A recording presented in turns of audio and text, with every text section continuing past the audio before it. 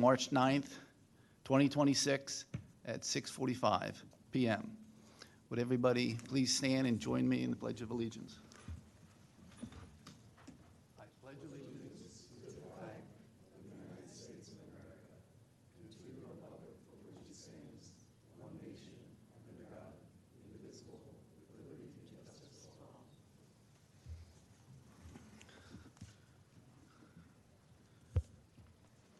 Thank you, everybody, for coming.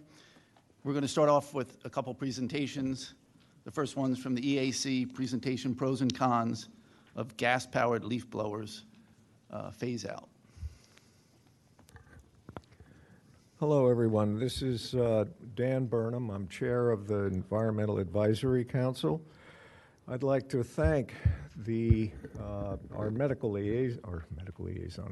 board liaison, Kathy Agnew, and the Board of Commissioners for inviting me to give this proposal. What I am going to be proposing is really not unique to this township.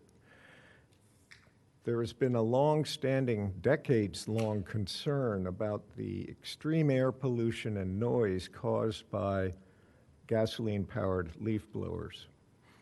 And this concern has resulted in restrictions and total bans on the use of these machines across the country in the past several years.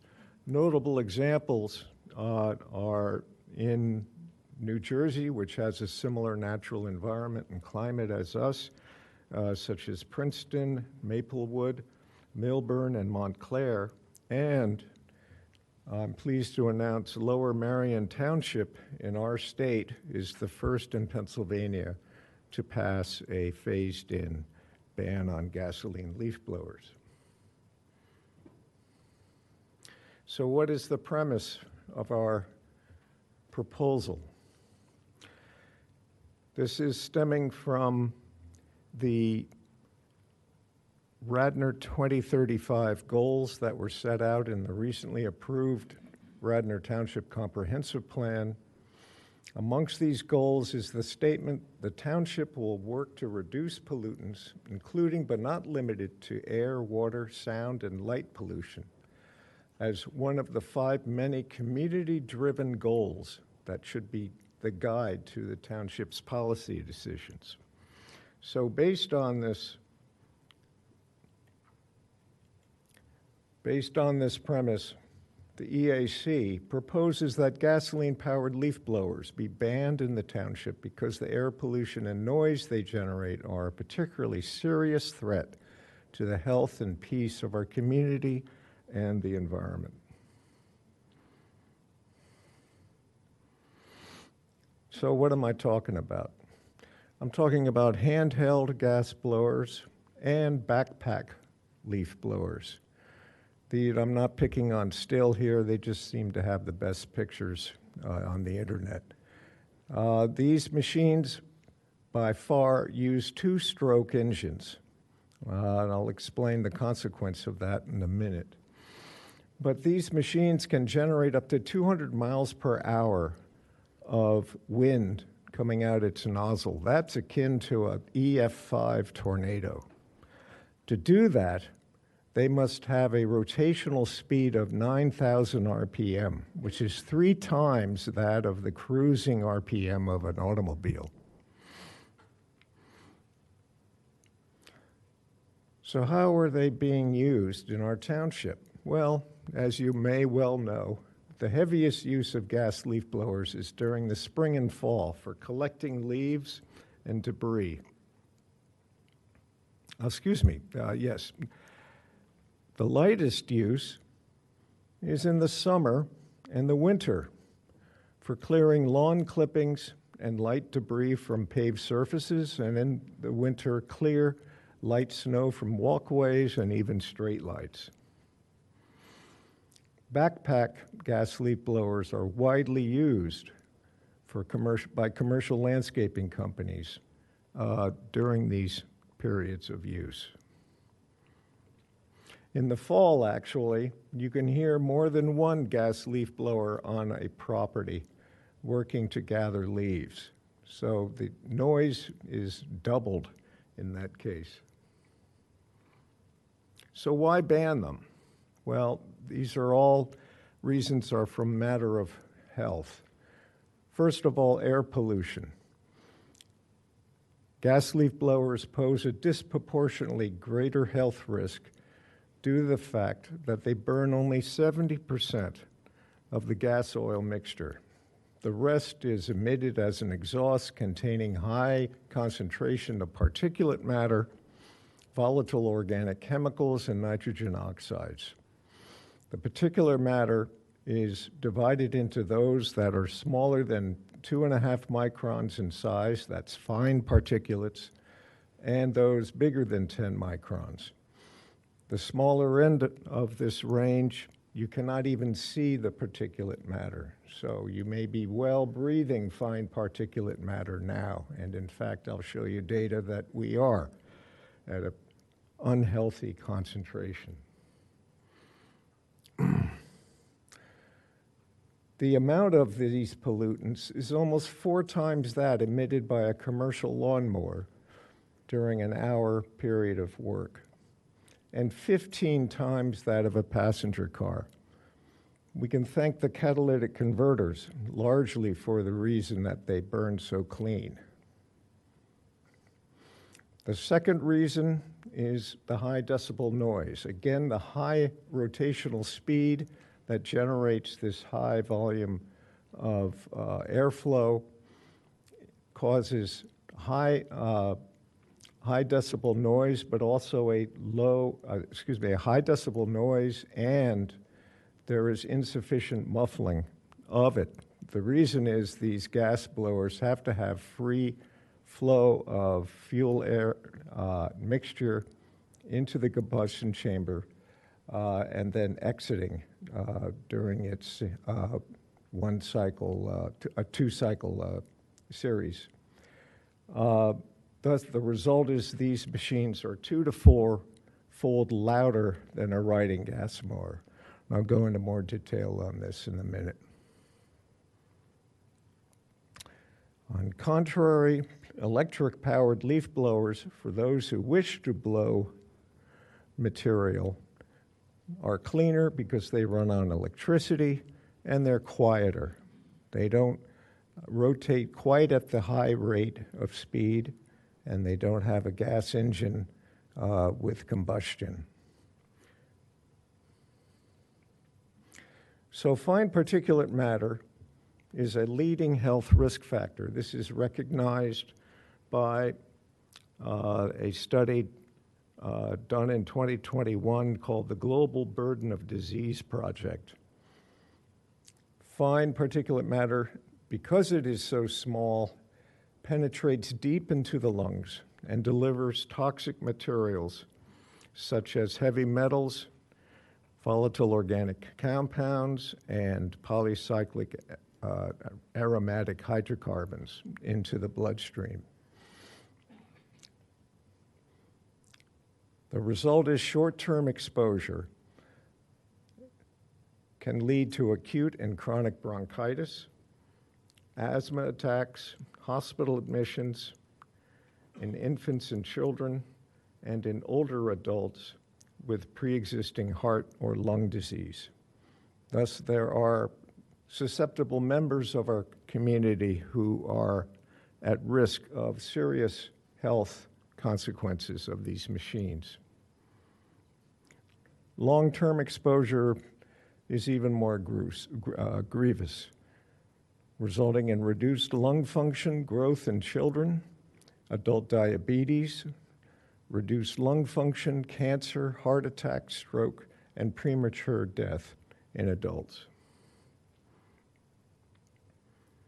Now, based at research recently done at the University of Pennsylvania by Dr. Edward Lee, it's been reported, and it was in the New York Times in November, that actually fine particulate matter is a neurotoxin.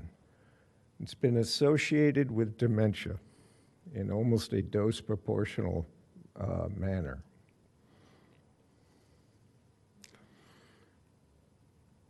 Two-cycle gas engines are major contributors to particulate matter, and I'll show this. But we must first realize that their contribution is against a backdrop of already high concentrations of fine particulate matter in our county. In fact, in 2025, Delaware County was the second highest in daily average fine particulate amongst all Pennsylvania counties. This is a result of the County Health Rankings and Roadmap program at the University of Wisconsin Population Health Institute. In 2020, two-stroke engines produced half of the fine particulates from all gasoline-powered vehicles and equipment in Delaware County. This is a result from analyses conducted by the EPA's National Emissions Inventory. Furthermore, two-stroke engines emit 85% of fine particulates by all gas-powered lawn and garden equipment in the U.S. So these machines really stand out, not just amongst their class, but also amongst all gas-powered engines in our community, and are contributing to an already grievous problem with the concentration of fine particulates in our air. The closest town I could get for this information on the actual concentration of fine particulate matter was from Norristown in 2025. And the red bars show the maximal fine particulate concentration for each month of 2025, shown in blue, and the maximal level is shown in red for each month. And the dotted line going across at 5 micrograms per cubic meter is the World Health Organization's annual fine particulate matter standard, above which it's been determined there are definite health consequences. But it's become apparent with recent research that there is no safe level of fine particulate matter in the air. They still have, even at low concentrations, of having grievous effects on human health. As for the two other components of a two-cycle engine, exhaust, volatile organic chemicals, and nitrogen oxides, combined with sunlight, they create ground-level ozone. Well, you say ozone is good. Well, yes, if it belongs up in the stratosphere where it is interrupting the passage of ultraviolet radiation down to the Earth. However, we don't need ozone down here at ground level. It's a strong oxidizing agent, and it attacks the lung tissue, resulting in pulmonary damage and inflammation. The result is shortness of breath, respiratory infections, aggravation of lung diseases such as asthma, emphysema, and chronic bronchitis, premature death, lower birth weight, and lung function. These are all well-established medical findings. VOCs, volatile organic compounds, are also well-known carcinogens.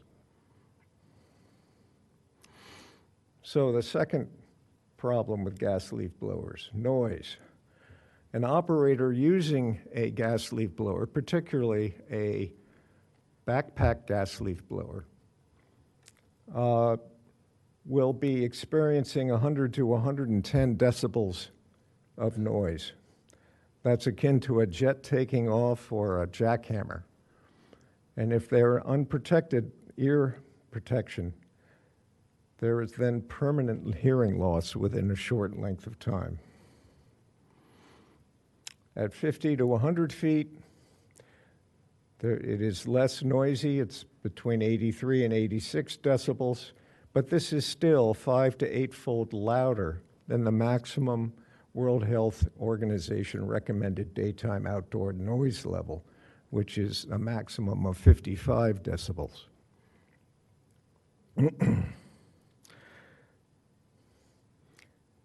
Now, there isn't actually a study of the health effects of gas leaf blower noise, but there have been several studies looking at chronic exposure to traffic noise in the range of 60 to 90 decibels. So this is certainly well within the range of noise intensity of a gas leaf blower.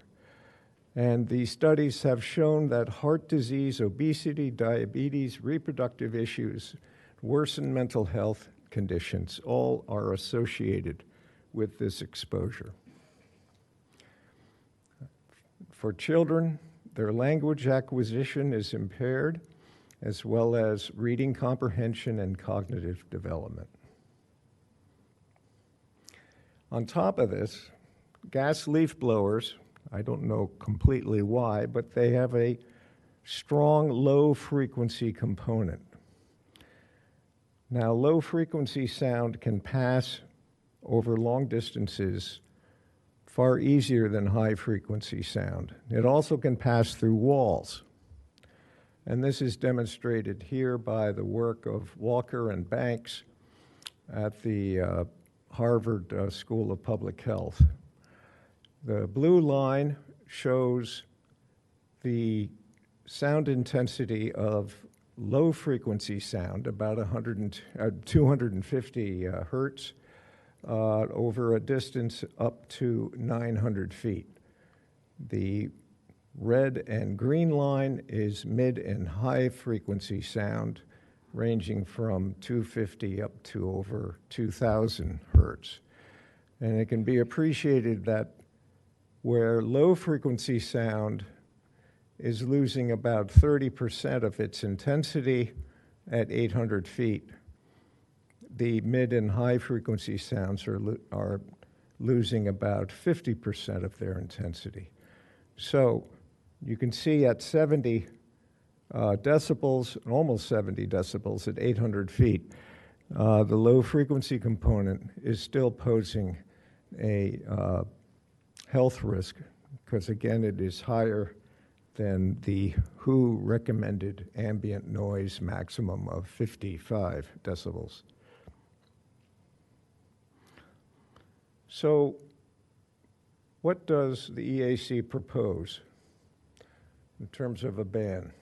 Well, this ban closely follows the Lower Merion ban, which was approved in November of last year.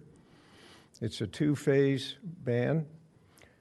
The first phase is a seasonal ban, whereby gas leaf blowers would be banned during the months of the summer, from June 1st to October 1st, and the winter, January 1st to April 1st. And that would apply for the first 2 years. And then on the third year, these two periods would be combined so that gas leaf blowers would be banned for the first 9 months of the year. And there could be daytime hours whereby use of gas leaf blowers are specifically restricted during the time they are to be used during the fall. After 3 years, a year-round total ban. So gas leaf blowers would no longer be used for leaf pickup. The ban would apply to all 2- and 4-cycle gas leaf blowers. Lower Merion also bans buffalo blowers or turbine blowers and pull-behind blowers. These are the large 4-cycle blowers used for large tracts of land. All township sectors would be affected. So the rationale. The seasonal ban minimizes the financial and operational impact on both the resident and a commercial operator, because during the summer and winter, when the first phase is instituted, this is the period of lightest demand for moving debris and grass clippings. And rakes and brooms are time-proven solutions to doing this. If one wants to continue to use a blower to remove leaves and light debris and lawn clippings during the summer, electric leaf blowers are more than up to the task to do that. For fall cleanup with a year-round ban, I think some of us in this room are old enough to know when raking was the way we picked up leaves. Only in the 80s did I myself get obsessed with getting a leaf blower because I thought it was cool, and I still have it, so full disclosure. But before then, I used a rake. There are now well-proved beneficial effects of natural methods for the environment. Mulch mowing leaves. So continue mowing the lawn, your lawn or your client's lawn, with your lawnmower as the leaves start to fall.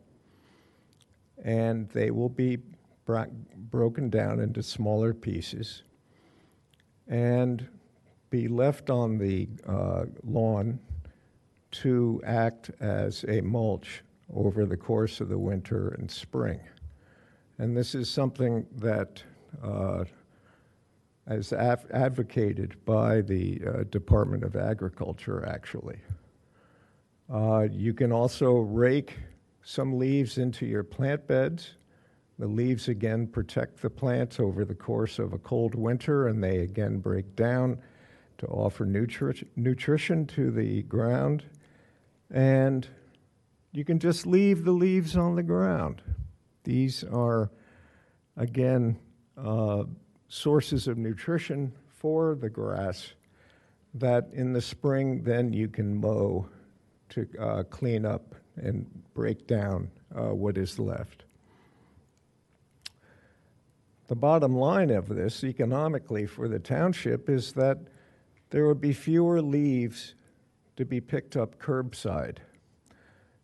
Now, I know some Radnor residents may be upset because we have a lot less Radnor mulch, which I, for one, love to use. But this is for the price of the betterment of our community. Lastly, you can use electric leaf blowers if you really want to use the blowing method for collecting leaves and removing them from a property. More about that later. So arguments against the ban. These arguments can be posed by both residents and commercial landscapers. Raking is felt to be less efficient, although I am not aware of a definitive study comparing raking to a gas leaf blower in terms of speed of picking up leaves or collecting leaves. There are anecdotal reports showing that raking is comparable in efficiency to a gas leaf blower, especially for small tracts of land, the half-acre to 1-acre lots, which are by means the standard in our community here. Also, there's a concern about natural methods not leaving a clean lawn. Yes, leaving the leaves behind doesn't leave a clean lawn for the rest of the winter. But if you want to mulch your leaves with a mower, again, if you are mulch mowing repeatedly during the fall, the leaf residue is minimal and barely visible. There's been a general argument against electric leaf blowers, particularly on their performance and the upfront costs. I will discuss that on the next slide, but first I want to address the bottom two bullets. That is the pollution from battery charging and from battery disposal and mining. There is a company, Energy Sense Resilience Center, who looked at the upstream emissions from power plants and considered the energy or CO2 emitted by gasoline-powered riding mowers compared to the CO2 emitted by the power plant to generate the electricity to power a battery-operated lawnmower. And it was determined that the gas-powered lawnmower generated 14 times more carbon dioxide over its lifetime, or per acre, than a battery-operated lawnmower. When concerned about the life cycle of a mower, there's been an analysis by the Department of Industrial and Enterprise Systems at the University of Illinois. It showed that greenhouse gas emissions from manufacture and use of residential electric mowers produce 50% fewer carbon dioxide emissions over their lifetime than gas-powered versions, while electric riding mowers reduce carbon dioxide emissions by 32% over their lifetime compared to their gasoline-powered counterparts.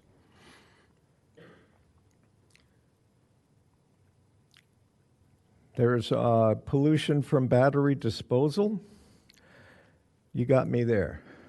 We are throwing our batteries, our lithium-ion batteries, in the trash, and they're ending up in landfills.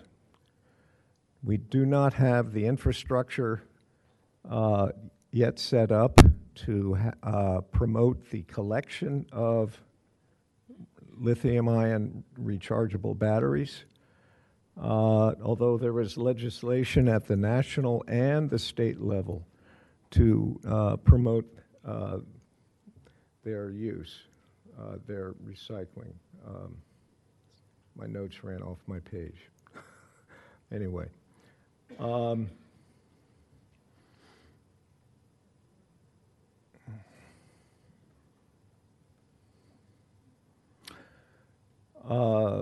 Also, a recent Stanford study found that mining of batteries for battery metals uses less carbon dioxide and generates less pollution than recycling the same amount of batteries. Excuse me, Dan? Yep. Are we kind of close to the end, or are you? Yes. Oh, okay. Yeah. As for the arguments against electric leaf blower performance and cost, the power of a leaf blower powered by electricity is arguably less than that of a gas leaf blower, although when used properly, I have not seen any definitive proof that a gas leaf blower outperforms a electric leaf blower. Battery runtime is 20 to 60 minutes. 60 minutes on the high end for a high-performing backpack electric blower, and this is comparable to a gasoline-powered machine. Charging time, I admit, does interrupt the flow of use of a electric leaf blower. However, if you have extra batteries, they can fill the time it takes to charge the first battery. It is admitted that high upfront costs for continuous operation in the field, which a commercial operator would encounter, are considerable. I've added up these costs for the unit as 5 batteries and a remote charging stations, and it comes to about $7,000 to $11,000. However, the lower electric leaf blower operating costs offsets these upfront costs over a few years. I've compared for a backpack electric leaf blower the annual cost for service for 200 service days a year to a backpack gas leaf blower, and the difference is about a 12-fold increase in operating expense for a gas unit. So, any questions, or should we? I think that was very thorough, Dan. Okay. In addition, it's not a, this is not a decided issue, and that we have a town hall meetings on April 7th? 7th and April 23rd, for two reasons. One is these are issues, and if we do pass an ordinance, that affects both homeowners as well as businesses. And so we want to be able to provide two town halls so that both can come. The April 7th one is, if there are a lot of people, we'll first take questions from homeowners and then from, from businesses, and then reverse on April 23rd. So thank you, Dan. That was very thorough. We can see it's a big problem, or Thank you. it could be a big problem, and hopefully we can resolve it to the well-being of the residents of the township, as well as the businesses. Thank you. All right, now for the parking presentation.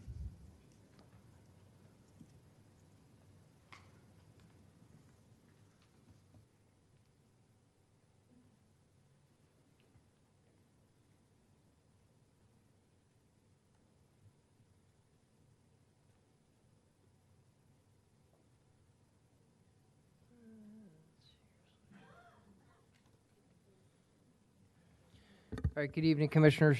Thank you for having me here tonight. For those of you that, I know you all know me. For those that don't, my name is Michael Marite. I'm the Supervisor of Parking for the Township. I'm here to present tonight on the transition of metered pay-by space parking to pay-by-plate. Sorry. Just to give a quick overview, on May 29th, I was notified by our vendor that within the next 12 months, they would be terminating all services for pay-by-space parking for their customers due to lack of use on their older servers. A lot of places have upgraded. The few that are left mostly are pay-by-plate. That had given us one of two. We had two options to choose from at that point in time. We could either upgrade on a capital investment and purchase new color touchscreen kiosks to be able to continue to use pay-by-space, or we could use the existing kiosks and convert to pay-by-plate. After some internal analysis and some conversations, we do agree that at some point in time, the kiosks obviously will need to be upgraded. They are older. They've been working very hard out in the elements, but for the sake of continuing smooth operations and for the obvious cost savings at this point in time, we've elected to go to pay-by-plate, which we feel is actually going to be a welcome opportunity. So it is going to be cost effective. It's going to be no cost to the township. Our vendor is going to be making all the changes, or has already started making all the changes on the back end. They're doing that on their dime, as this is a change that they had forced. It also continues to allow us to utilize our kiosks for this current time, and it also gets us ahead of the curve in the event that even if they were to extend the deadline, we're already ready. We're good. We're not panicking the last minute to try to get things changed over so there's no lapse in service. We do also anticipate a better user experience. Most of the places you'll see, a lot of places have gone to pay-by-plate, and it's a much smoother operation. And it also improved the user experience for the app users. Most places use pay-by-plate, especially for the app, and it'll be much more user-friendly. So what'll change? Overall, 99% of what you see on the user experience end will be exactly the same, with the exception of you'll be putting a license plate in instead of a space number. The kiosk will be updated with alphanumeric keypads, which I'll show you in a second. The Park Mobile app will go to zones. So right now, every space number is its own zone. It'll be much simpler. There'll be zones for each area to help make things easy to see. Signage for the app, as well as the kiosk instructions, that way people can have any help if they need it, will be updated accordingly. And then we are launching a PR campaign. You may have already saw the Facebook post and other social media posts go out at the beginning of the month. We'll be also working on doing some videos as well with the help of the Public Information Office. And then anticipation for the change, we obviously had the new lot on West Avenue that was opening up. We felt the best move was, instead of painting space numbers in the lot just to have to remove them again, we just went to pay-by-plate, and so far it's been nothing but good reviews. So as you can see, this is the new overlay. This just gets stuck on over top of on the kiosk of what is already there. It's very familiar, similar to what was up there before, just it has letters instead of just numbers. And then just to kind of give you guys a timeline as to where we're at. So we did receive the software for the kiosks, and on the back end of things for Park Mobile, it is ready to go. They literally just have to flip a switch and we'll be good to go. We did already do our announcement on March 2nd, get the ball rolling and sharing it with the community. And as I said, we're going to have other videos and other material out. We'll also have a instructional video on our parking page on the website to be able to help people if they are not familiar with it. The plan is on March 30th to do the changeover on Park Mobile first. That being because it's an easy flip of the switch. Also, because it's independent of the kiosks, it gives and people that are using the app don't have to worry about going to the kiosks. They're already familiar with it. It's an easier change, so we're just going to get it rolling. Give people time to find out about it and then get it moving. And then for the kiosks, we do have to, I'll call it touching every kiosk. We have to go and actually plug in and make sure everything's working and do the changeover. So due to that case, it'll take about a week. So we will be starting on the outside of town and working our way into the center of Wayne, making sure everything's working as we go and making any tweaks that we feel we need to make. And then from April 13th to the 24th, personally, my favorite part, the parking members, the parking team, as well as myself, will be out engaging with the community, engaging with the businesses, making sure people are comfortable with the change, answering any questions that they may have, making sure that the adoption goes over smoothly. Community engagement is always number one, and we want to make sure that that goes right. And I know it's short and sweet, but I don't want to be respectful of your time. If you have any questions, I'm happy to answer them. Or if you have anything you want to follow up with me afterwards, please feel free to reach out, and I can happily discuss with you. Mike, terrific. It's the way of the future, clearly. You know, everybody's always wondering what the zone thing is and gets confused by that anyway, at least on the Park Mobile app. And then with this recent snow, it was tough to see the numbers. Mm-hmm. So I think you're going to, you know, it'll be better all the way around. Thanks so much. Yeah, it will be good for our public works. They won't have to worry about updating the numbers every year. And the free 10 minutes is still going to be in place just to make good. sure That was my that's, next I question. wanted to Thank make sure that was out there. Anybody else? No, Thank you very much. Thank you.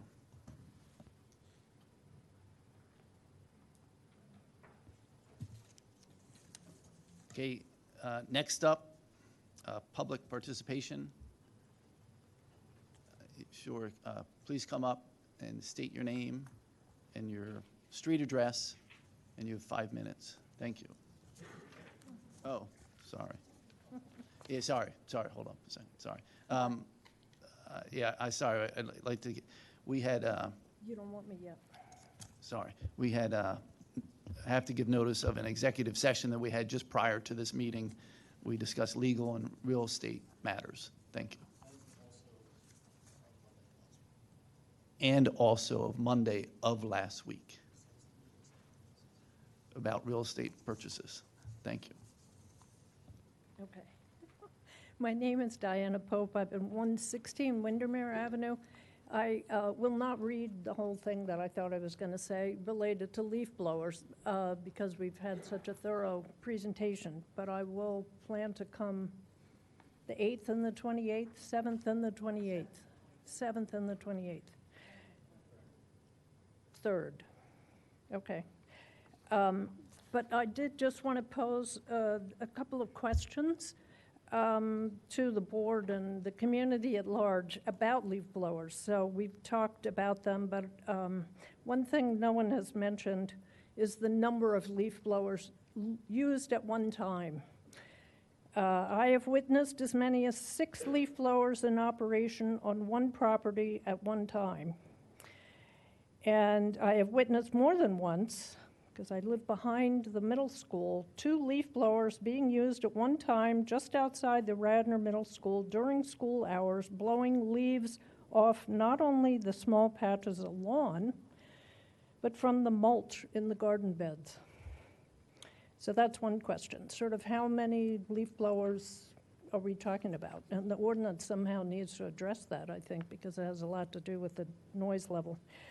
The other thing is just within the last 2 months after the big ice storm, but things had melted and the sidewalks were pretty clear, I came across 2 leaf blowers being used to push salt into the street.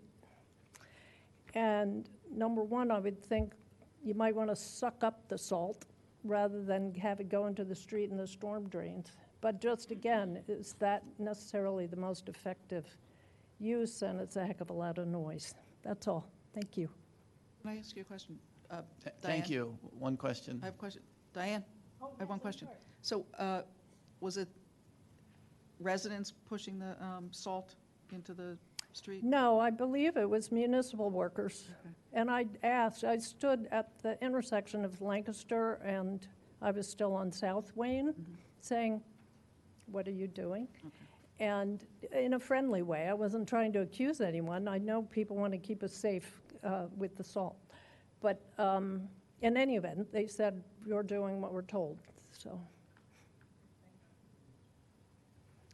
I did witness the same thing here at the Township building, but what they did was blow the salt into the street and then come by with a street sweeper, which they take that liquid and do something with it, right? Like the liquid from the street sweeper doesn't just get tossed into the streams or whatever. So I think there was a method to their madness. Ready? Good evening, Matt Marshall, 228 Walnut Avenue, Wayne. I just learned about the potential phase-out for the leaf blowers last week, so I apologize. I had to do some quick research this afternoon, but I wanted to just start in saying that the ban is very good in theory, and I appreciate the EAC for putting that all together. I just think in practicality, it's just another economic burden to the residents, and I think particularly for seniors. I'll get to that later. But just doing some research on electric leaf blowers, I looked at the ECO, the Greenworks, and the EGO. They're all commercial leaf blowers, all used presumably by contractors who work in the township. And just doing a quick sort of synopsis of these 6. The average price per blower is about $3,000. It's about, if you look at a small contractor, that's probably 12 blowers that they would be required to purchase. So let's just say quarter acre lot cleanup, $360 per cleanup.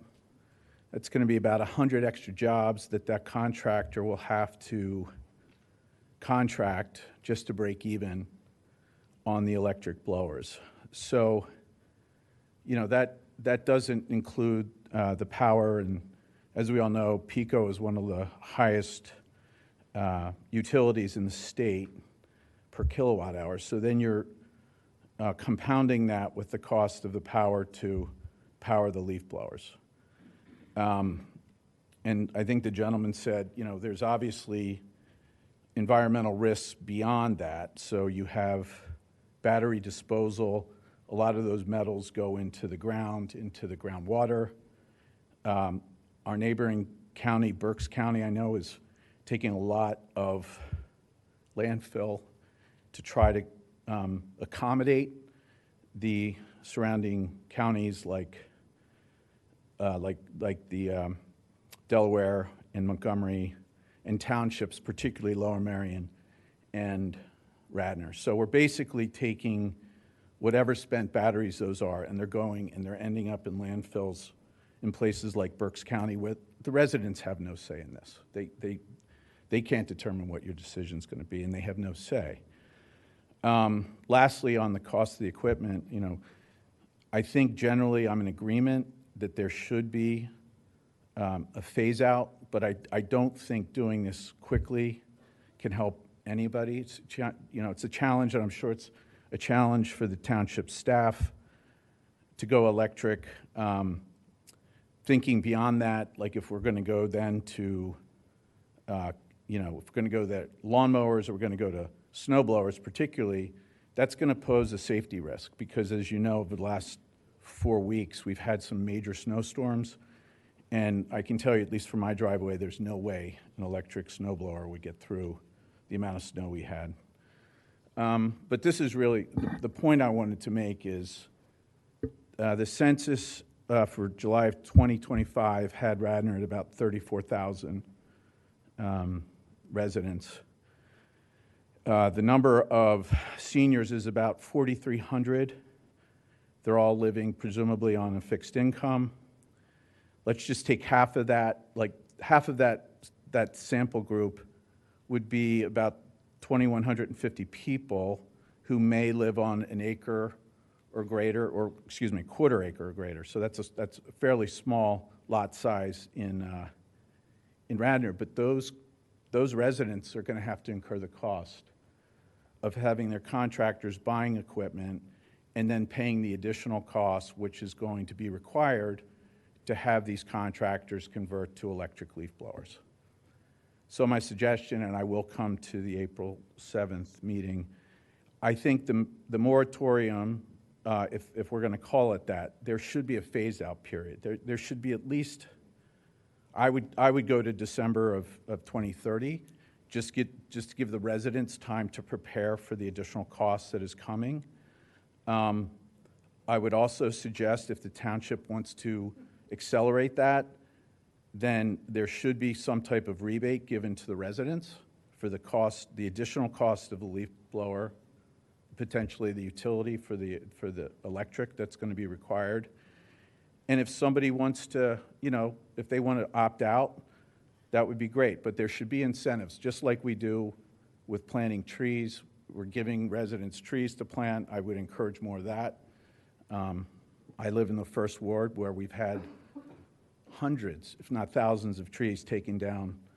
And, we're looking at Villanova coming to Cabrini's campus. We're looking at the North Wayne, the new development that's happening on Eagle Road. There's a lot of trees coming down, which is fine, but I would encourage the board to think about replanting programs, moratoriums that phase out over years, not months.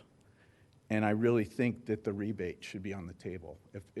If you decide to do this, then there should be some type of incentive for the resident to want to do it.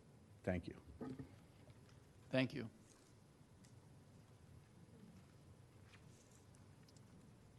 Anyone else for public comment?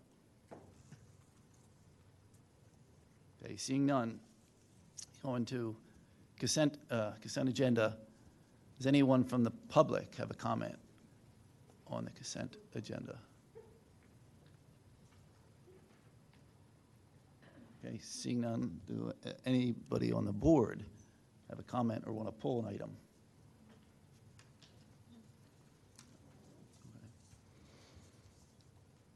Okay, so for the consent agenda, could we have a motion? So moved. And a second? Second.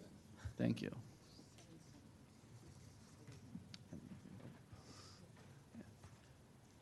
All right, all in favor? Okay, it passes. All right. On to the business agenda. 3A, Resolution 2026-37, a resolution of the Board of Commissioners of Radnor Township, Delaware County, Pennsylvania, approving the intermunicipality liquor license transfer of Free Hugs LLC, located at 166 East Lancaster Avenue, Wayne, PA, pursuant of the code, Radnor Township, and the Pennsylvania Liquor Code. Thank you.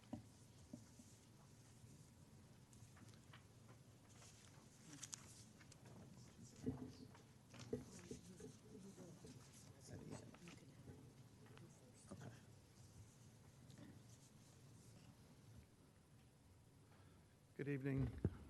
Ken Butera. I represent Free Hugs. Free Hugs is an entity being created to open a new restaurant in the new development in the Wayne Business District. With me tonight is Larry Kagan, who's the principal of the entity, And if you'd like, I can ask him a few questions to go over it, let him explain what's happening, and then typically, if you have any questions you have of him, or if the community has any questions, we can go from there, so that's okay with you? All right, very good then. All right, and just for the record, will you state your name? Yes, Lawrence Kagan. And what do you do, Mr. Kagan? I do a few different things, financial services, real estate, and trying to get this restaurant idea to come alive. Okay, what is Free Hugs LLC? Free Hugs is just the entity that's going to own this restaurant. The restaurant name is yet to be determined. So that's the sole purpose of the Will it entity. be called Free Hugs? No, it will not. All right. And, yeah, Right, good hospitality. and who are the members? It's myself and my partner. His name is Charles McFeely. He's a mainline native, currently living in San Francisco. I live in Wynwood. Grew up in Bala Cynwyd. Can you speak a little closer to the mic? This Sure. is broadcast. Okay. What's the address of the restaurant? It's at the corner of Lancaster and Luella in the new Burger Communities development. So 3 retail spaces with apartments above. Yeah. What's currently there right now? It is under construction, so. Here's a microphone. Thank you. Is this working? Oh, good. Okay. Under construction, so nothing is occupied at this point, but it should be soon. Okay. And I've passed out some pictures. We can mark those as applicant 1. And can you give a description of the restaurant? Maybe describe a little bit of the concept that you're proposing. Sure. So it's a I'm sorry, while you're doing that, so you're being projected from above? Yeah. So Well, you can, From the table, Ken. from the table, if you Okay. lay out the pictures, they'll zoom in on it for you so that everybody can see it. So however you lay it out, they'll zoom in. Oh my, I'm making a big mess here. We'll go like this. All right. All right. So this is a 3,000 square foot space.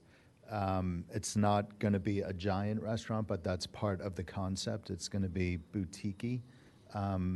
It's going to have the soul of a steakhouse, but be a grill which expands the lens from just being a steakhouse. So the expectations for a typical steakhouse are very well set. Everyone knows what's going to be there.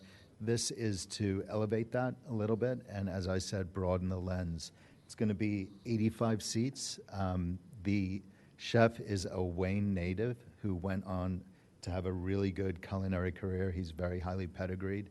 The architect is Richard Stokes, who's a well-known Philadelphia architect who's done some pretty fantastic work. There were very recently some Michelin stars awarded in Philadelphia, and 2 of the 3 restaurants that were awarded Michelin stars were designed by him. So, and that's one of the criteria, I believe. It's going to be approachable fine dining, comfortable, in line with what the main line would expect and what you would expect to see. What do you expect, what type of food will you be serving? Like, what do you see on So the it's menu? going to, the engine of the restaurant is going to be a wood-fired grill. So the proteins will feature steaks, but it'll go beyond that. Potentially a dry-aged fish program, which is something that you don't see too often, but poultry, fish, smoked vegetables. It's going to be somewhat surprising for a steak-centered restaurant, but that's kind of the point. What are the price points? What are we looking at? In line with the market, we don't want to price ourselves out. We want to give a good experience and give good value, but it'll be in line with a lot of the restaurants that you see in this area. Are you currently involved with any other restaurants? So I'm a partner at a sports complex out in Downingtown called The Campus, and we have a grill there. It's not quite at this level, being, serving 4 to mostly 16-year-olds, but it is, serve, save, health department. We've been through the whole process of building it and running it correctly all the technology that entails. And obviously, you're seeking a liquor license for this. We are. And would this concept work without a liquor license? It would be very, very difficult to pull off. I think we would have to scale it back substantially. What percentage of sales of alcohol to food do you anticipate? We plan to be within industry averages, so 70 to 75% food sales, 25, 30, maybe a little more, but within that range. So food-focused, alcohol second. Do you plan on selling alcohol for off-premise consumption? No, Will this be like a nightclub or anything like that? no, Will it be a convenience store, a grocery store? no, Will there be dancing or anything like that? no, Live music? no. What are your hours of operation that you're? So we're initially planning to be open for dinner service from Tuesday through Sunday, 5:30 to 10 o'clock. Do you anticipate having outdoor seating? No. And how will you treat the service of alcohol? It's going to be taken very seriously. We'll be ramp certified, everybody who's on the premises. Obviously it comes with a lot of responsibility, so we'll take that seriously. RAMP being Responsible Alcohol Management Program? Yes. Okay. And about how many people do you expect to employ? At any one time on the premises, I would No, say. let's go overall. How about, Overall? overall, yeah. 15 to 20. Okay. And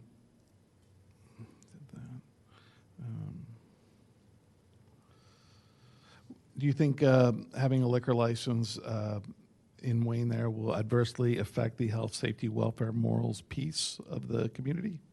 I don't think so, given, the concept and our intent to be responsible community members. And will adding a liquor license provide economic development to Radnor Township? I believe it will, yes. Okay, can you explain how? It's going to really be an important part of the concept. As I said before, without it, the concept substantially changed. If this is granted, we'll be able to develop this project the way that we want to and make it more successful. All right. And prior to this building being developed, had that neighborhood gotten a little bit blighted, correct? That little area that. I believe so. I wasn't totally familiar, but I believe that this is an improvement. Okay. That's all I have. I don't know if the council has any questions. I have a quick question. Just in that it's come up with us in the past, you're very close to a school. And I presume that someone at the Pennsylvania Liquor Code folks have looked at that and it's okay? They will look at it. They In will. other words, in You have to do this Pennsylvania, first. we have to do this Got first. it. That'll definitely, they will be, the school district, because it's Radnor, it's the middle school, I Middle think it's right behind it, right? And so they look at, I think it's 500 feet for schools, churches. There is a church right across the street as well. So they will be put on notice and have an opportunity, they'll have standing to protest. Wonderful, thank you. But just so you know, there's maybe 2 schools and 2 churches, right? There's St. Mary's directly across. Oh, and then right. half a block down is St. Catherine's School and Church. So I have a question. Where, because I'm trying to picture, where's the parking for this restaurant? So the parking was initially granted, I believe, by the zoning commission, and then when we came back, they needed to expand the parking. There is parking on Luella. There are spots. I was listening to the parking official from Radnor and thinking about how that would work, but there are also spots on the side on Luella and then in the front. So a lot of the businesses on Lancaster Avenue on the south side are non-complimentary businesses, daytime businesses. So a lot of those spots will be available. But we're going to be a pretty intimate, small restaurant. So 85 seats, if you think about the numbers. I'm not exactly sure what the ratio is, but it will be maybe, and I'm guessing here, I don't want to say anything that's incorrect, but 20 to 25 cars at any one time. You said Tuesday to Sunday. What's the time again? When was it? 5:30 opening, and then kitchen closed during the week, probably at 9, and then Friday and Saturday at 10. Thank you. Aren't there restaurants directly across the street currently There are, yeah. that have a liquor license? There are, yes. thanks. Maison There's Lotus. one, actually. I think it's just Nature's Vin. And I was before this board a few years ago doing that one. So, but that's the only Directly license, across- that's the only licensed premise that's right there. Directly across from Maison Lotus. Maison Lotus is Right. right. Oh, Maison, okay, all right. And then That's right. Autograph Maybe is not. not too No, far. it's direct. That's down further. I mean, right, not yeah. I'm sorry, Rosalie. Okay. And Rosalie, right. Right. So within a very short walk, are there restaurants with liquor licenses near? Certainly, as you go down property? towards North Wayne Avenue, you start getting more, right? Right.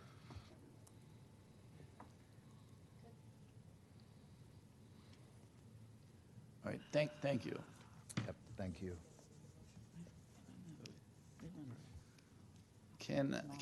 Could I have a motion? Could I have a motion for Resolution 2026-37? So moved. Second. And a second, thank you. Is there any public comment on this resolution? Staff comment? Just one comment. This was part of the 150 to 168 land development approval, so parking and stormwater, was handled on that plan. Did that plan envision a restaurant? Kathy, off the top of my head, I'm not sure, but it would include any of the permitted uses, in that district. So if I could answer that question, it was initially zoned for retail without a restaurant, and then it went back to zoning and passed for parking for this use. For a restaurant? Yeah, for the restaurant. And then I just had one more question. Is this a transfer of a liquor license from outside, Yeah, Of- it's coming from Chester, coming Pennsylvania. from yeah. Chester?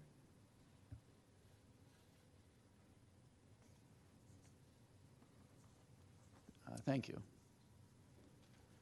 All right, so any board comment? Oh, I do actually have one item. You said that you were not going to have any outdoor seating.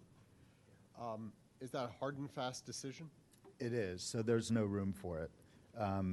The way that the building is set up, the handicap ramp is going to be right to the front door, and there's no room.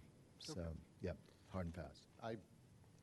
To the extent that it matters, I just want to say on the record that I'm personally indifferent as to whether or not there's outdoor seating with respect to the intermunicipal transfer of a liquor license, and if in the future you find room, that I at least am not viewing your statement here as being the reason why you're getting or not getting the liquor license. I just don't want to box you in the future if you decide that you do have the space. Okay, I appreciate that, thank you. Okay, anyone else? Thank you. All right, so we'll put it to a vote. All in favor? Passes. Thank you. Well, I just want to say welcome to the Third Ward. I'm your commissioner. And let's all be good neighbors and the parking, et cetera, okay? Thanks a lot. And welcome to the community. Can't wait to try it.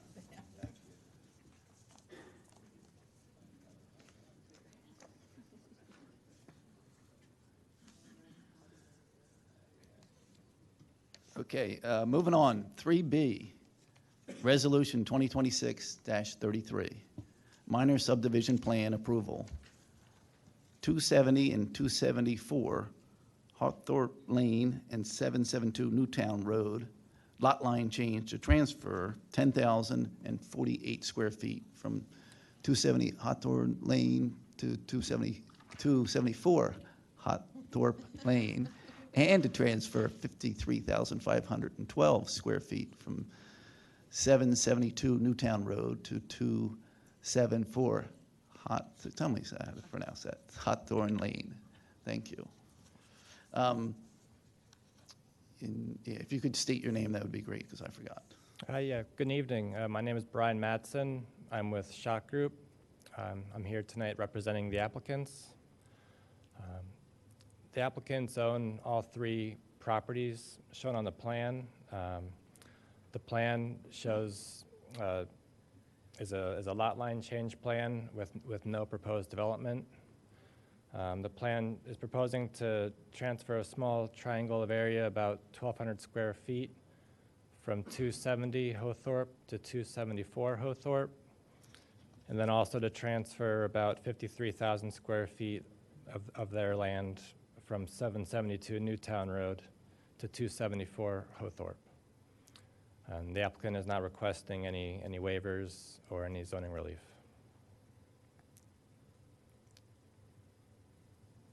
Does anybody have any questions? Can you point to the area on the, I think I remember from last time, but I just want to be sure. Yeah, so the first area that I mentioned was the triangular area. That's in this area, and that's the 1,200 square feet being transferred from 270 Hothorpe to 274 Hothorpe.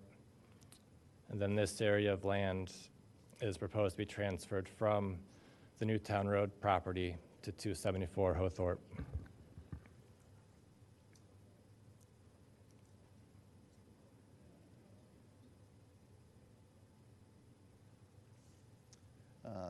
Staff have any question? No, Commissioner. Thank you. Any comments from the public? Okay. Seeing none, can we have a motion for this resolution? So moved. And a second? Second. Okay, all in favor? Aye, and it passes. Thank you. All right, thank you.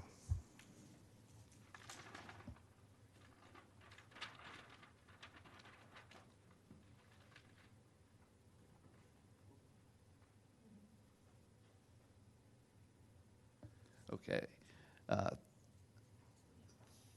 3.C, Resolution 2026-34, Minor Land Development Plan Approval, 126 Garrett Avenue. Retention of existing office and apartment, removal of other existing structures, and construction of a commercial accessory structure and parking lot revisions. Evening, Nick Canoia representing the applicant. You may recall from last time we were here, the applicant is proposing constructing a one-story, 1,200 square foot building. The building would be used as a facility for specialized instruction for rowing and also for college guidance in that area as well. As we mentioned, it's on Garrett Avenue. Here is the lot. The applicant also owns a lot immediately adjacent to it. The current lot has, on the front building here, a apartment as well as a small office. Currently, there's two structures in the rear which would be removed in this area and would be replaced by the proposed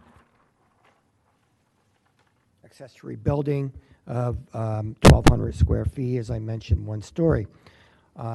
There were a couple variances requested, or excuse me, waivers requested as part of the application. One, that it be treated as a preliminary final plan. This actually submittal is a final plan submittal. Everything is in here that's required for a final plan submittal. And since it is just a minor development of 1,200 square feet, we think it's appropriate for preliminary final approval. The second variance is regarding the structures within 500 feet.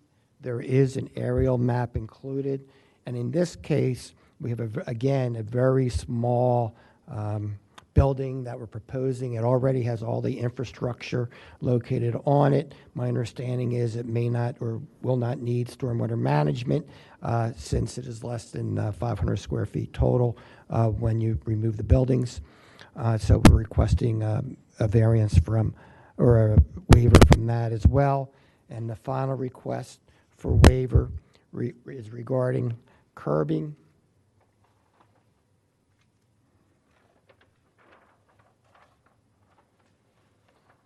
Currently, there's no curbing on this site, but what was being proposed and requested by the Planning Commission is that you have parking backstops located by the parking spots to prevent cars from overhanging into the adjacent lots. I just have a quick question. Any conversations with neighbors, and how did that go? I know that they talked to several neighbors in the area, I think her dad did, and there was no issue. And we did have to go to zoning for some relief, and there was no opposition.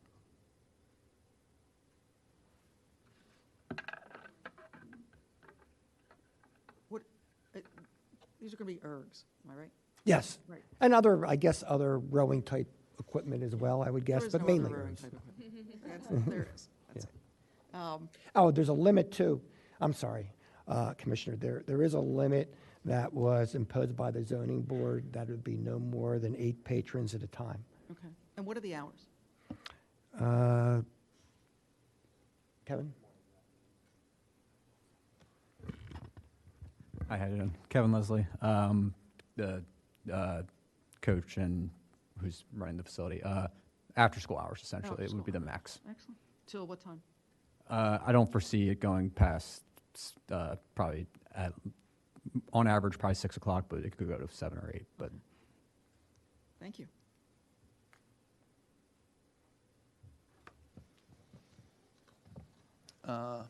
Any comments from the public? Comments from staff or questions? No, Commissioner. Sorry. Thank you. And from the board? Any? Could I have a motion for this resolution 2026-34? And a second? Nice. All in favor? Aye. Thank you for your time. Thank you. Thanks, everybody.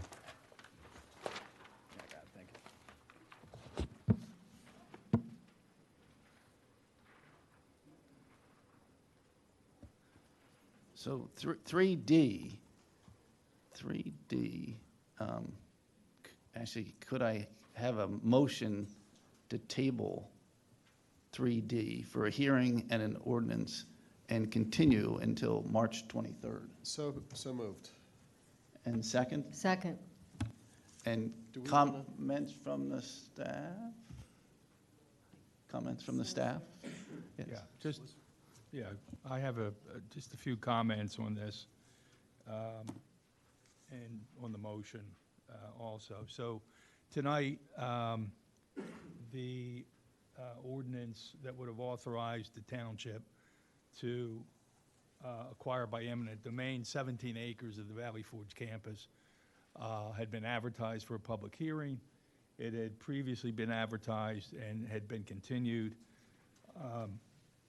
And during that time, township staff has been talking with representatives of the Valley Forge Military Academy Foundation. And just to put some additional information out to the public, because there's been questions, there's been comments, there's been criticisms of what is occurring. And so I have a statement I'm going to go through.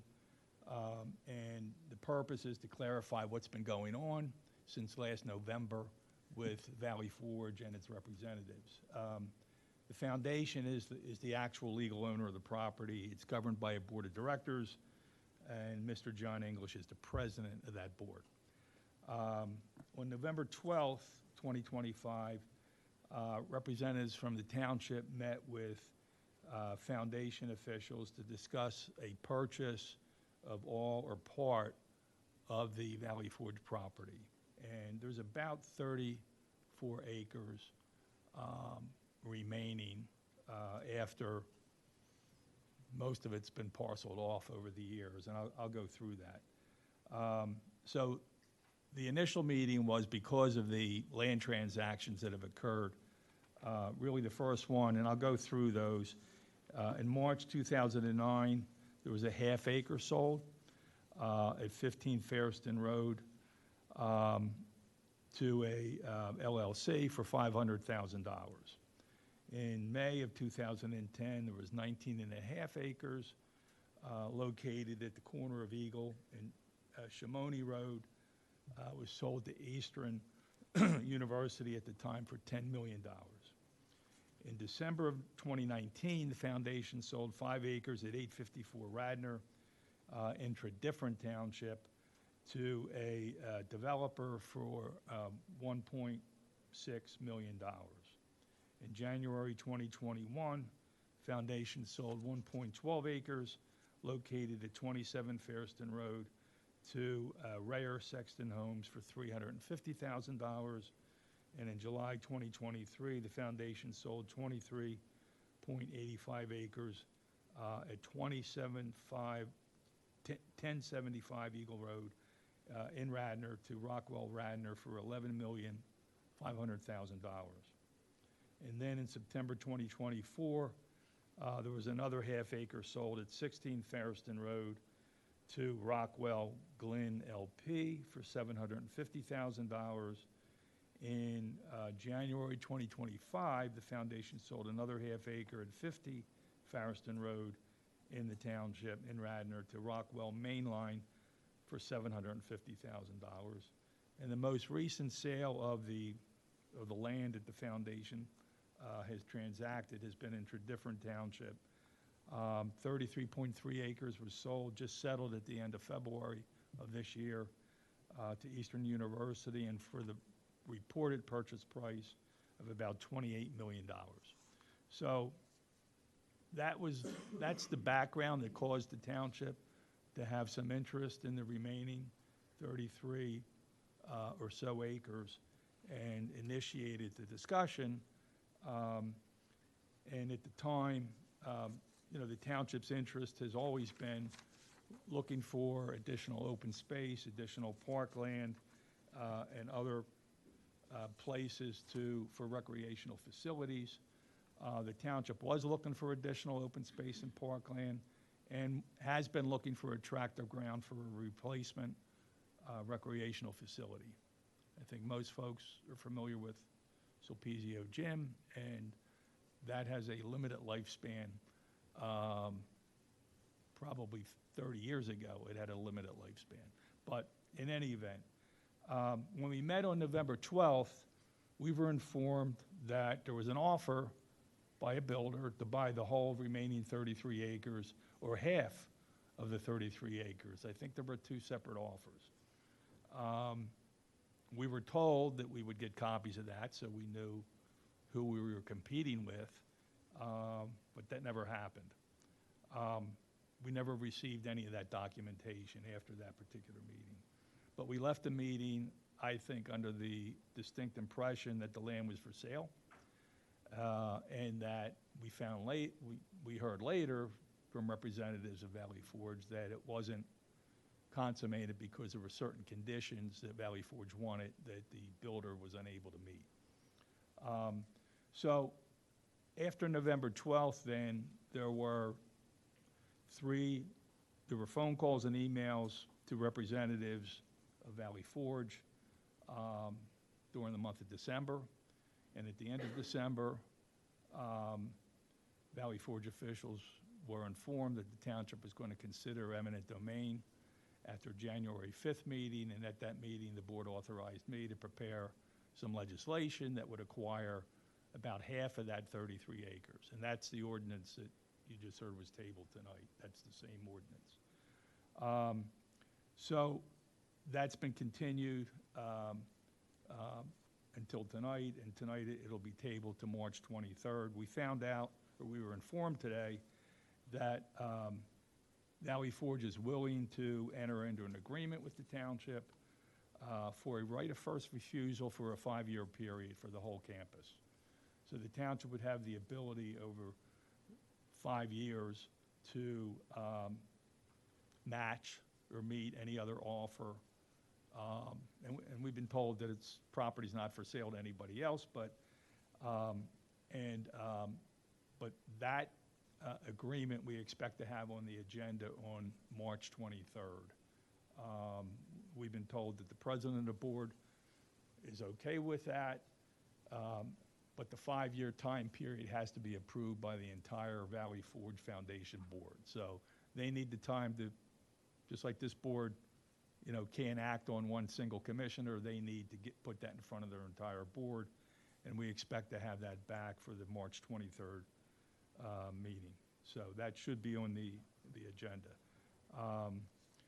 We've been continuing to discuss with Valley Ford's representatives all kinds of options, and I think that, the board's intent, and correct me if I'm wrong, is to work with the foundation to find a suitable piece of ground of that 34 acres that would meet the township's needs and then also preserve Valley Ford's needs going forward. It's our understanding they intend to operate their 2-year college.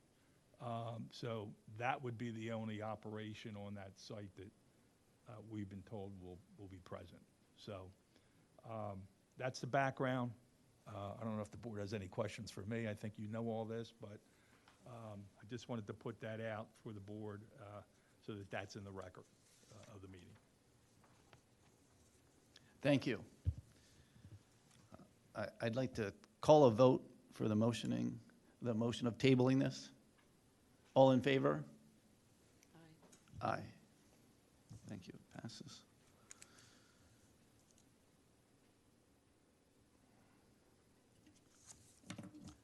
Okay, 3E, Resolution 2026-35, authorization and amendment to the 2026 appropriation budget to include appropriation for the Brookside Trail Access Project in the Capital Improvement Fund number 5 to be funded by the transfer of $250,000 plus allocated interest previously donated by Penn Medicine from the escrow fund number 10 to the Capital Improvement Fund number 5. Can I have a motion? So moved. And a second? Second. Thank you. So do you want me to explain? Tammy, could you put up the pictures, whatever? I mean, Ian, could you put up? Ian, if you could switch over, hold on a second, let me just get it up here. Ian, if you want to switch up to the Get the screens. big picture first. He's gonna. Where he is. Put There it we up. go. So, first I've explained that, we, as part of our visions of Radnor Township for 2035, the comp plan, we're trying to build a more walkable community. And as we're all aware, crossing Conestoga Road is treacherous. It's especially treacherous across, if you're coming from Brookside and trying to get onto the trail, so much so that many people in that area, of which I would be one further back, drive and park in that Brookside lot. And I believe that's one of the reasons that Brookside lot is always full, is because people who live just on the other side of Conestoga drive and or don't use it, especially if they have to try crossing with a stroller and that sort of thing. And there's, from what I'm told and what I can see, new families, as well as older people like me, that don't dash across as fast as necessary. So a few months ago, a resident on Oak Terrace, Carolyn Washburn, came to me with a solution about adding an entrance to the trail right where Brookside, if you take Brookside down to near Conestoga, you see where there's 503 Conestoga right there? Or if we cut across that property with a path and then be able to enter the trail just a bit beyond the trestle, which is also, the trestle is near where where people try to cross, and the parking lot. So Carolyn and I went down and we looked at it, and I said, well, that's a great idea. I'm not an engineer, I don't know. So Steve Norsini and Tammy and I went down, and they think it's doable. We came up with sort of an idea of how it would work, but of course we'd need an easement. So we went to the Bachmans, who live right at 503 Conestoga, right there, and we thought we might have to, sort of talk them into it, and They greeted us at the door, and I will say, they had us at hello, because they are so enthusiastic, are willing to give us the easement for nothing. We would have to, of course, give them some privacy and that sort of thing. And so you can see just from the pull out all of the people that would be able to access the trail without having to cross Conestoga Road. I do believe it's actually even beyond, you can kind of see Orchard Way there, but people even over on, in the Orchard Way area. So funding became an issue. I asked what would that probably cost and was told, about $250,000. Took my breath away, kind of put it away, and then turns out that there's that amount of money sitting in a fund that was donated by Penn Medicine for some work to be done, or part of a project at Veterans Park, also in the 3rd Ward, of which the work that would be done cost over $1 million. And so it's not going to happen for a long time. But Penn Medicine agreed that we could take that $250,000. It was okay with them, and then put it and spend it towards an entrance to the trail that would service all of that area. And that's about it. I see it gets a thumbs up from the treasurer. Not that it's his money, but he's a resident, so.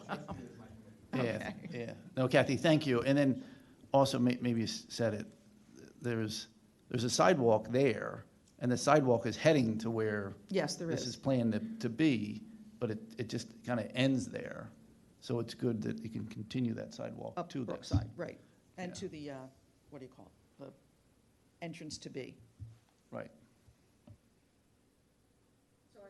I hope you'll support it.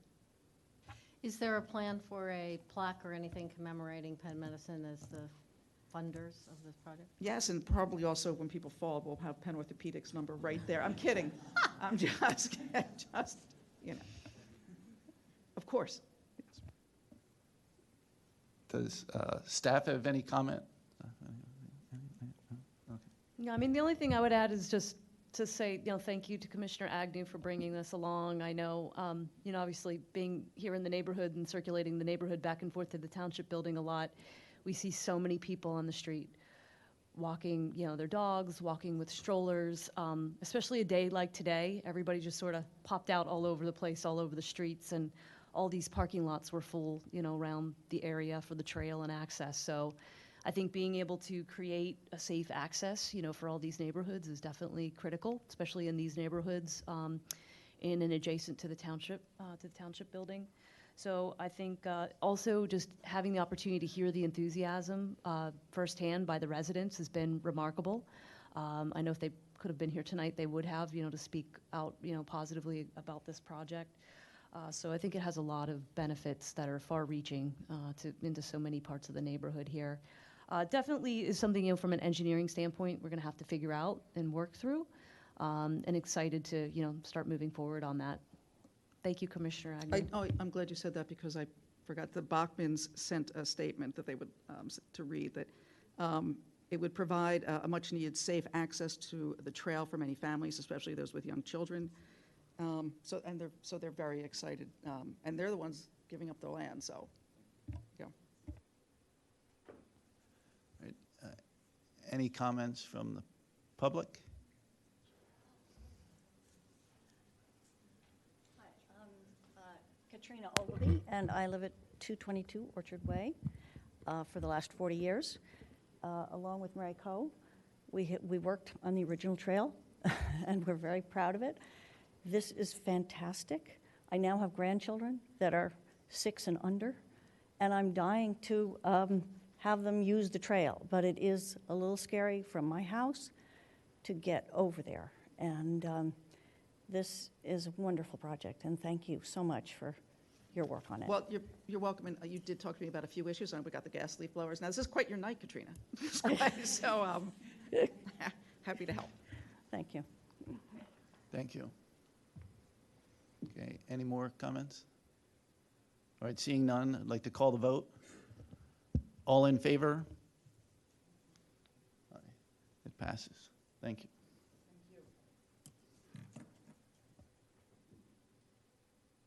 And thank you to the rest of the board. I really appreciate it. Thanks a lot.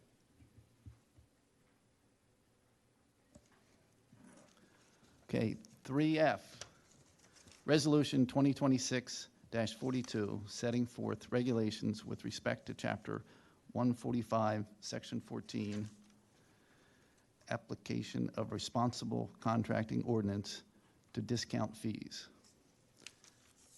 Can I have a motion So moved. and a second? Second. Staff?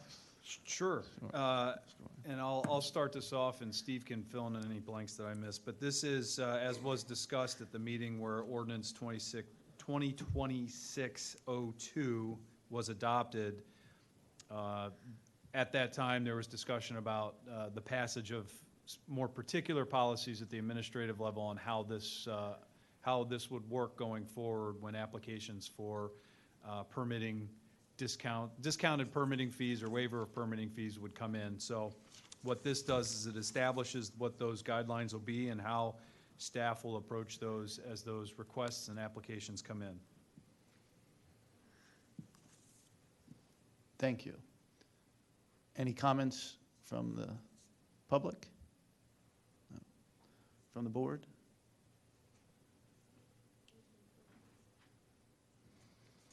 Okay, let's call a vote. All in favor? Aye. Everybody passes. Thank you.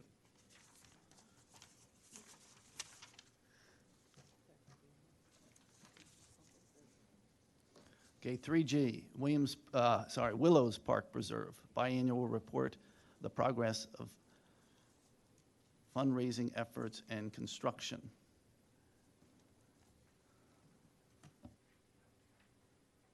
We have slides. Is this intuitive? You have the slides in the agenda.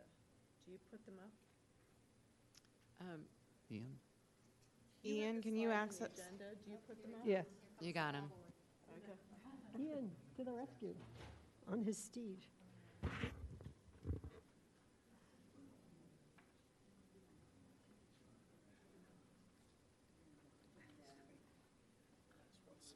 Okay.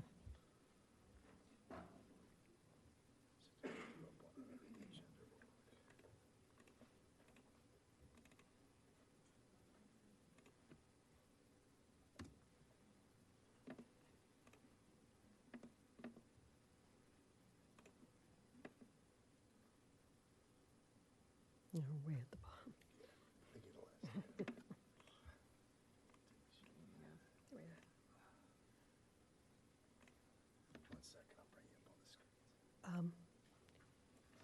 Where's, is there? That's it, yeah. Just down arrow? Down arrow, advance, up arrow, go back. Okay. Just give me 1 second. Sure.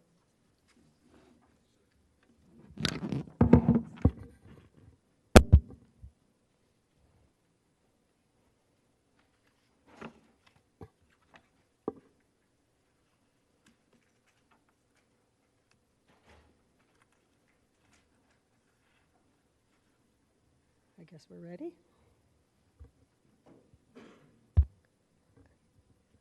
Everybody have it on their screen? And they've got the big screen. Okay. Good evening, everybody. I'm Mary Coe. I'm the president of the Willows Park Preserve. And with me is Debbie McCabe, the Willows Park Preserve's treasurer. And on behalf of the entire board and staff of the WPP, we would like to thank the Board of Commissioners for giving us this opportunity to update you on the progress of our nonprofit organization in fulfilling our mission and fulfilling the terms of our lease with the Township for the Willows Mansion. And we'd also like to thank the board for their continued support of our work. And while we're in the thanking business, we also want to thank Township staff, including Bill White, Steve Norsini, Dennis Capella, Tammy Cohen, Ricky Foster, and Steve, I hope I'm pronouncing his name right, Legerton, for their support, guidance, and collaboration. And finally, we want to thank our generous donors and sponsors, our dedicated volunteers, and the members of our community who have supported us by attending and participating in our many programs. We feel it's important to start each of these presentations with a reminder of who we are and what it is we are doing. And our mission statement and core values that you see on the screen provide a good overview of that. Our mission is to revitalize the Willows Mansion as an integral part of the Willows Park and open it to the community as a welcoming and inclusive place for relaxation, connection, celebration, and lifelong learning. And our core values are community, inclusivity, open space, historical preservation, lifelong learning, health and wellness, arts and culture, and collaboration. So, what's been going on at the mansion since we last reported? The Willows Mansion was used 140 times in 2025. That includes 38 weddings and over 100 other private and public uses, including memorial services, local business meetings and retreats, recreational educational programming, photo shoots, and more. And you can see some of the activities and the entities with which we partnered up there on the screen. I want to note that the 38 weddings and other revenue-generating events made it possible and continue to make it possible for the Willows Park Preserve to physically restore the mansion and to provide free and low-cost programs for the community. And again, the organizations and businesses from all over Delaware County that have used the Willows Mansion in the past and also during the last reporting period include Mainline School Night, Delaware County 4-H, the Radnor School District, the American Marketing Association, David's Bridal Shop, that's the photo shoots, Delaware County Chamber of Commerce, the Delaware County Historical Society, the Philadelphia Watercolor Society, the Radnor Conservancy, the Radnor League of Women Voters, and our next door neighbor, the Skunk Hollow Community Garden, just to name a few. The Willows Park Preserve is thrilled to be in a position to fulfill its own mission while helping other local nonprofits fulfill theirs. The key word here is partnerships. We have recently entered into a partnership with the Wayne Senior Center, by which the Senior Center will use our newly upgraded kitchen at the mansion for the preparation of 100+ lunches the center provides to its patrons every weekday. We also share our space with Mainline School Night, whose popularity exceeds its classroom space. When local nonprofits are able to share their resources, they can increase the level of services they offer, and everybody benefits, the partners themselves and the community they serve. These are some photos taken during some of our programs and other events at the Willows. We're very proud of our programming, and over the past few years, the Willows Park Preserve has hosted at the mansion concerts in the courtyard, including concerts by our high school students in the township, yoga classes, lectures on a variety of topics, including a very popular lecture that combines a tour with Ardrossan and Chanticleer and the Willows. Our large signature programs include the annual holiday open house in December with craft vendors, activities for kids, and refreshments. Our annual Love and Chocolate Valentine's Day event with activities for kids and lots of chocolate. These events are free. The most recent iterations of these events were the most successful so far, measured by both attendance and then the comments we received afterwards. And another big free annual event coming up in the next few weeks is our Wellness at the Willows event, featuring classes on yoga, mindfulness, healthy eating, and other topics, and then displays with free literature on health and wellness from area wellness businesses and organizations. So what else has been going on since we last reported? In August of last year, we hired a part-time business and communications associate, and this has been a big help for our amazingly talented, hardworking, but overextended executive director, Will Nord, about whom I cannot heap enough praise for the success of our organization. Both the need for this part-time staffer and the ability to pay for one are signs of the progress we are making. We have also had some transition in board leadership at the Willows Park Preserve since we last reported. I was elected president of the board in January, stepping into the shoes of former president Howard Holden, whose contributions to the Radnor community over the years are legendary, and who led our organization calmly and most capably through its challenging early years. Zach Hurst is serving as our new vice president, succeeding yours truly. Zach is known to some of you on the board and the township staff as a member of the zoning hearing board. Debbie McCabe, from whom you will be hearing shortly, is our new treasurer as of August 2025, succeeding Krista Hickson, who many of you know from her past presentations to this board. And as you may also recall, Krista is amazing, and how lucky for us then that her successor is likewise amazing. Julie O'Malley, who served on the board for several years, has recently transitioned off the board. So we want to give our thanks here to Howard Holden, Krista Hickson, and Julie O'Malley for their service to the Willows Park Preserve over the years, and to the entire community, and their continued service as members of various committees of the Willows Park Preserve. We would not be where we are today without them. And just because I think they all deserve recognition, also serving on the board of the Willows Park Preserve are Ava Algin, Debbie Buchwald, Chris Hatch, Mike Kissinger, Claire Stribert, David Wren, and our newest member, David Hartsfield. Ours is a roll-up-your-shirt sleeve working board, and it really has been an honor to serve with such a talented, collaborative group of individuals.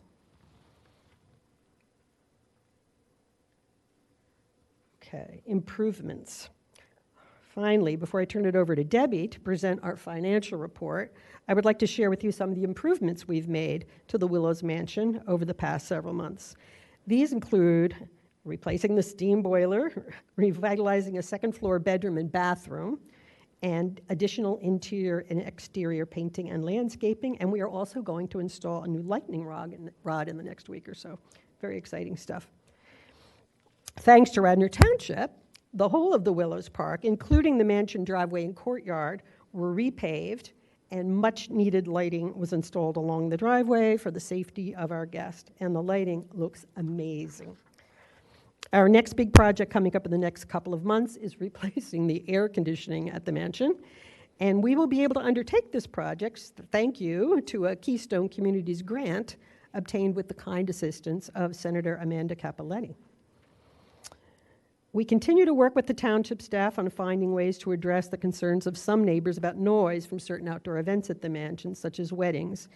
To date, the Willows Park Preserve has spent upwards of $30,000 on measures to address these concerns, and we can greatly appreciate the assistance and collaboration of the township staff on this matter. We are proud to report that the Willows Park Preserve has contributed over $1.8 million toward the physical restoration and maintenance of the Willows Mansion, relieving the township and its taxpayers of that burden. Of course, that does not include funds raised by the Willows Park Preserve and expended on operating costs, that is, keeping the lights on, as well as programming costs.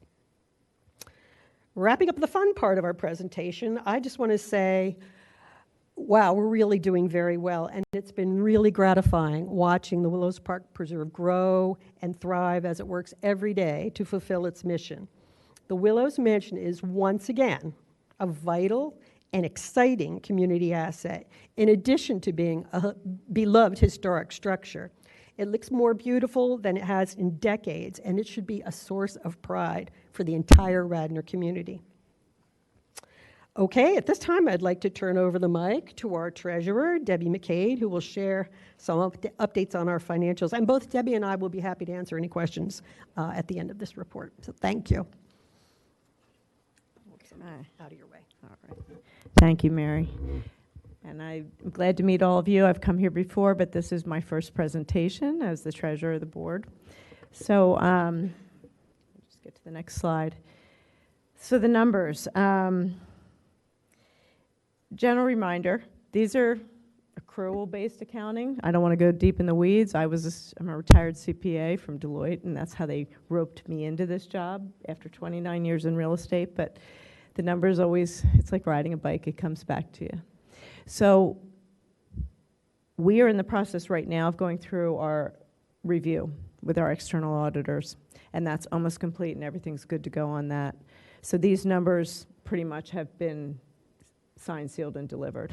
Our 990 then will be filed next, and that, of course, will be available to anybody who wants to see it, public record. So contributions, just going through a couple things just to remind everybody of what you've got. If you look at our overall income over the last few years, down at the bottom, 2025, 558,000. 2023 it was 316,000. So how does that get there? And there's some nuances there that are not obvious to you. Start with contributions. These include individual donations, corporate and board donations, and in-kind donations. And that's where one of these numbers gets a little funny. In 2025, we did have a large in-kind donation, so that makes your 2025 number higher. That is also going to be reflected down in the expenses because you have in-kind donation, in-kind expenses. But the good news is, over time, we are growing with our contributions. Next line, our program revenue. Again, you have two kinds of program revenue, but the largest source of our income with program revenue, and a key factor in any of our ability to carry out the mission of the Willows, is the program revenue. That's where we get our money. We have private event usage and catering fees, and then we have public event ticket sales and sponsorship, and they're all used to renovate, restore, and maintain the Willows. But the income we receive from private events makes up 93%. So keep that in mind when you saw those initial slides in the beginning with all the things we do, but 93% of the money comes from the private events. Fundraising event, that's our fall fundraiser, and we keep that as a separate line item because we're very proud of it and it is growing. So that's that last item there, and we raised more this year and we hope to keep doing more. And then the grants, again, that inflates it a bit. We had a grant last year in 2024, the $89,500. So the good news is we're continuing to get stronger. As Mary mentioned, we hired a part-time new staff member and everything seems positive. Going down into our expenses. So as you saw on the last slide, income has increased, and then as a result, we get to expend more money over the years. Keep in mind, though, when you look at Program 1 in the far right in 2025, that includes the in-kind expenses. It's an in and out, so it really has no bottom line impact.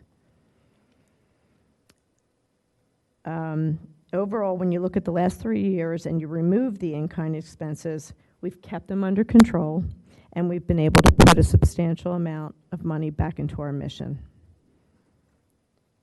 If you look at management in general, again, that increased this year. It's a combination of two major factors. We hired the part-time person, and we also have hired Ludwig to, as this business grows, we have an outside accounting business administration function that we had to staff because Will can only do so much part-time admin. So that is the major expense there.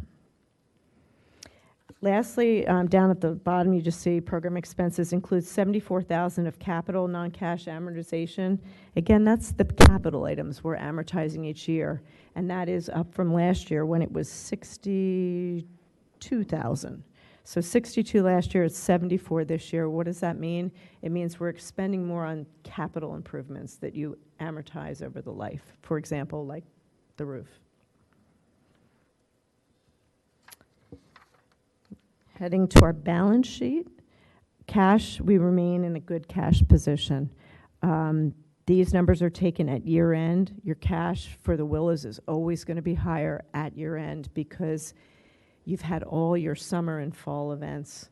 And then what's happening right now, our cash is starting to go down, and that'll get raised again. So if I look at actually the end of February, we are down to about $350,000, and then it'll raise up again as our spring events happen. Deferred income, if you see there, again, increasing. That is the capital expenditures. Sorry, my bad. The fixed assets you see increasing. I skipped ahead. And that is, again, we are putting money into the mansion. These are capital fixed assets that we are improving on. Deferred income, that's increasing as our income increases. And that's the money we've received for next year's events, for weddings, for private events, and it goes on as a liability for now. That's really it. I think it's all pretty self-explanatory. I just want to thank again the Board of Commissioners for all of your support, all the staff that are here tonight. We really do appreciate it. And I just wanted to share a little bit about me. I grew up in Radnor Township my entire life. Won't go into my age, but I was here. I went to dances at the Willows when I was in high school. They had parties back then. I've been dancing in the Willows. My sister-in-law was married at the Willows 30 years ago. So I've had a lot of great experiences with the Willows, not to mention all the other things that they do. So, and 29 years in real estate, I can honestly speak to the rest of you. When I sell homes, and I've been doing it for 29 years, there's something very special in our area about places like the Willows. And it is amazing to take somebody who hasn't been in this area and you drive them down Darby Paoli Road, you come down Newtown Road, and they all say, "What is that?" So I am passionate about the Willows, and I welcome any questions. Well, when they ask, what is that, what do you say? I'm just I curious. say, well, I give the history. Now I'm better at the history. Up until a few years ago, the only history I knew was because I went to Academy of Notre Dame, and Herman Geist, who owned Notre Dame, he bought Overbrook Golf Club for one daughter, and he bought the Willows for another daughter, but it dates back way further, so I've had to improve my history. But I say it's a historic property that the township owns. It's now a 501c3 that supports its mission, and it caters to all kinds of events that we put on for the community to support the community, and it can be used for public events. I encourage any of you to let businesses know. I think that's an untapped revenue source that we can have. If a company wants to do an off-site during the day, what a great place to do it. And we're going to work on improving our internet this year so that that can happen more. But think of all the things that can happen there. And it really can support the entire community. The wellness events we're having next month. When you see the kids run around like they did on Valentine's Day, it was magical. And I have now 4 grandchildren. It was magical. So I think it's a really special place. And every township out here does have 1 or 2 of them. They do. But we need to keep them because they do add value to our community. I just have a question about the in-kind donation. Was it 1, and what was it? It was pro bono. It was a consulting fee, and it was all about, they came in and they looked at all of our business and talked about how we could improve our marketing, our donors, different things like that. And it was a very good project. So the expense then comes out as an expense. It was an in-kind expense. And it was about $80,000.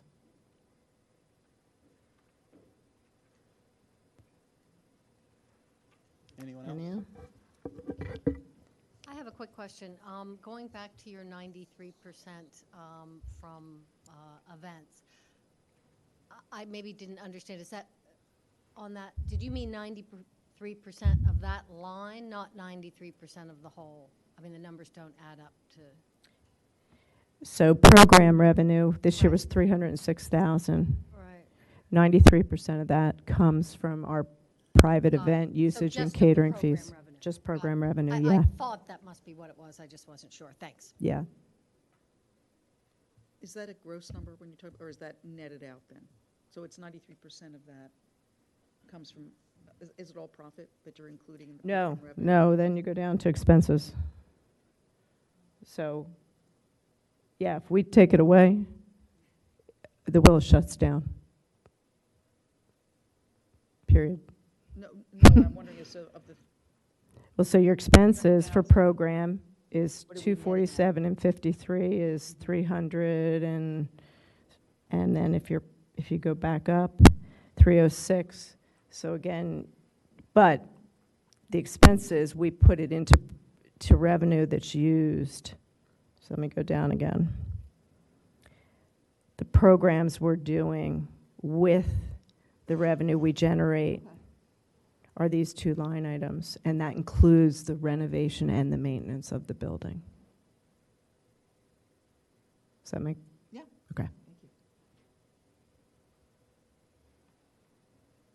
All right, thank you very much. Yep. I'll leave it to you to turn this off. Let me see.